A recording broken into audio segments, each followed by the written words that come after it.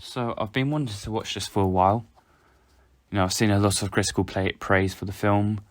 There's been some saying it's like the best film of the year and all that.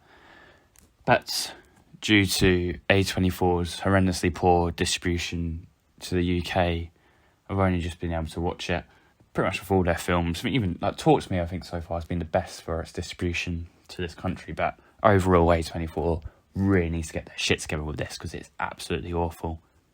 But of course, the film is great. I think the best way for me to describe this film personally is it's just relaxing. Apart from like a few scenes that are like intentionally awkward and a little bit cringy, but it's intentional and it works really well in the film. Other than that, I mean, it's just relaxing and calming. There's specifically two things as well that stick out to me. So that's the cinematography and the soundtrack. The film is absolutely beautiful from start to finish. But there's things like blocking, really great use of blocking in some scenes, and even like extras. The way the film uses extras is brilliant. And there's so much little bits of attention to detail throughout the film that adds to just the experience of making it really beautifully crafted. The soundtrack itself is lovely and extremely well used. I mean, like, one of my mates that we went with was like slept essentially for like an hour of the film, and it's not me like calling the film boring. The fact that I think just that soundtrack in general was just so like soothing to hear that you just put you to sleep. You just kind of sit back, relax, and just look at beautiful cinematography and listen to a great soundtrack, and you just feel so like calm and happy just watching the film. Also, the two main leads are great.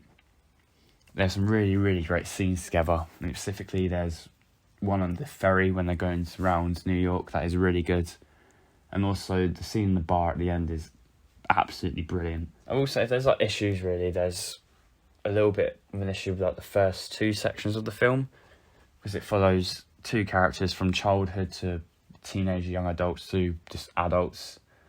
And I think those two first sections can feel a little bit slow at times. It's a necessary build up to, the final act with them as adults, but part of it is a little bit, I wouldn't say tedious as such, but it can feel a bit slow. I also think that the film could have used a few more scenes developing the main lead's character, the main male lead's character, compared to the lead actress. He seems to have a little bit less development in terms of his life and what he's doing, and also just the husband of the lead actress as well. I mean, you don't really see him at all until the final third of the film, and he's just kind of there. They do a really, really great job of avoiding like dodgy cliches, and even like pretty much they talk about it in a film in like the scene, but they do a really good job of just avoiding cliches with that character, which I was very happy with. But yeah, I think realistically with this film you could probably add about maybe like 20 minutes, 30 minutes, that push of extra screen time, helping these two characters have a bit more background. But I mean, overall, it's fantastic. I think it did remind me a little bit of the Before trilogy, actually, but kind of just condensed into one film. But I mean, I would highly recommend this, and with that, it gets a 4 out of 5 stars. Have a good one.